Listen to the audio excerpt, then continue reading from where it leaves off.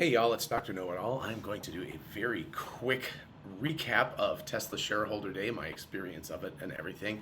I've got another chat with Scott Walter later on, in fact, probably in just a few minutes from now, where we're going to talk all about the Optimus video and really get into that. And then I'm talking to the CEO of Cyberlander, Lance King, and that will come out in the next couple of days. I'll be traveling and everything. So anyway, busy schedule.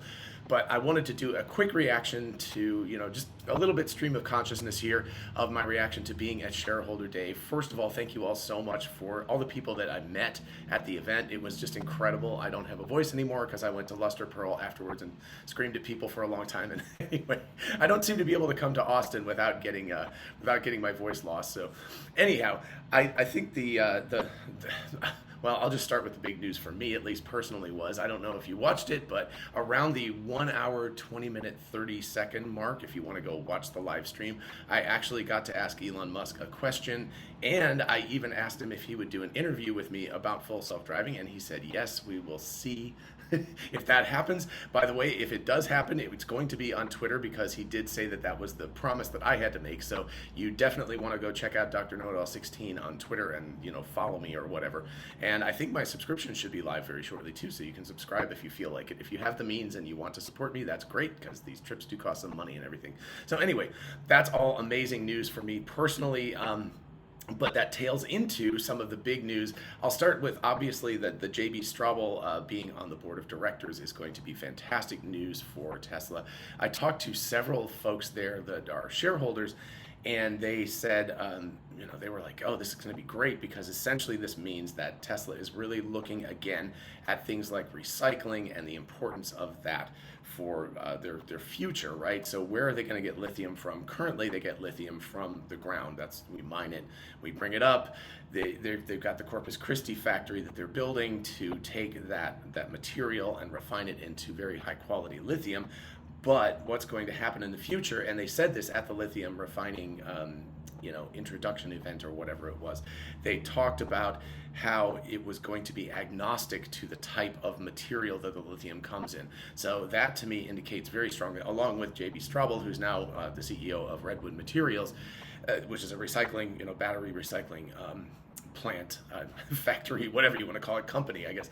Anyway, those two things together indicate very strongly that Tesla is really aiming, somewhere in the next half decade or so, as older Model S's and Chevy Bolts and old phones and whatnot, as those start to really enter into the waste stream, to be able to start transitioning from mining and getting lithium from the ground to getting it from older batteries. So I think that's a really, really huge, important thing. Elon, of course, did talk a lot about the master plan part 3, and it was funny because he kind of admitted that they maybe overdid it a little bit at the Investor Day thing, and he was like, we went so deep into the weeds that I think a lot of people lost the point of it. The point of it, of course, being that Tesla is going to be leading the world to transition to a fully sustainable ecosystem. Like the entire world is basically going to be done on renewables. You'll be able to generate the energy from renewables like solar and wind, and maybe someday fusion. That would be awesome. And then you'll be able to drive it using your electric vehicle, whether that's from Tesla or somebody else. And then, of course, you'll be able to store it using Megapacks or other products like that. And the important point of this is that it can be done for a reasonable fraction. Is a big fraction of the global GDP, but it's not that big, and ultimately it requires less resources than the current way of digging up oil and coal and other materials. And the non-renewable economy is actually more wasteful and more capital intensive and more labor intensive than this eventual renewable thing. So that's actually really important too. And then, of course, to my favorite area, we got to full self-driving and Optimus, and Elon was, let's say, optimistic about Optimus. I think that might be a good way to put it. He was extremely excited about talking about the future of full self-driving, how it's going to be creating a world where it's a step change. He calls it the biggest value add in history, something like that, with the flip of a switch. And it's not going to be that simple. I think he knows that, obviously. It's not going to be like one day you'll wake up and your Tesla will get an over-the-air update that'll be like, hey, autonomous driving is fully enabled. It's going to be a process, but basically it will happen in a relatively short amount of time. And again, I think it's important for people not to lose the signal for the noise. So yeah, FSD has bumps and, but it's got problems. It gets better, it gets worse at some things, it gets better, it gets worse, but the trend line over time is clearly up and up and up and up and up. And Elon talked about the logarithmic curves, which are curves that look like straight lines for a while. And so you think to yourself, oh, we'll solve full self-driving in a couple of months because the line is going up like this. But then what happens is it goes and it flattens. And what you don't want to hit is that flat part before it's substantially better than a human driver. So what he's saying is that he believes that what they're going to do is hit their local maximum. Excuse me, my voice is really trashed. Anyway, they're going to hit the local maximum this time well after it's better than a human driver. And then, they'll have to keep retooling and keep re-architecting and things like that over time. But that this particular logarithmic curve that they're on, they're still on the growth part of the curve. They're not on the flattening out part of the curve. And that they're going to get better than human drivers. And already, the sort of cyborg system that is humans plus FSD together, that system together is 4 times 4. I think it's actually 5 times safer. He said 4 yesterday, but I think the numbers, if I'm remembering correctly, were actually 5 times safer. So anyway, it's substantially safer than just a normal human driver driving on the road. So that is hugely impressive. And then, of course, he wouldn't give an actual timeline for when this was going to come about.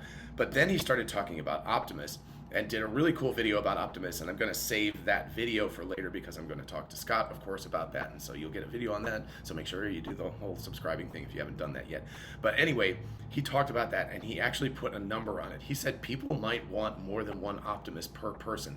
So what does that mean? He said somewhere in the order of 10 billion Optimuses or something like that. So this is kind of the numbers that we're talking about here. And if this is the case, and Elon definitely thinks it is the case, this is something that will completely shatter any type of business model that we're even used to. I mean, think about, even if Tesla gets to the number they want and sells 20 million vehicles a year, what is that compared to, what, 500 million Optimuses a year or something, some insane number like that they're producing these absolutely outrageous numbers. So if that comes to pass, he basically said the value of Tesla will be the value of Optimus because everything else is going to pale in comparison. You just can't.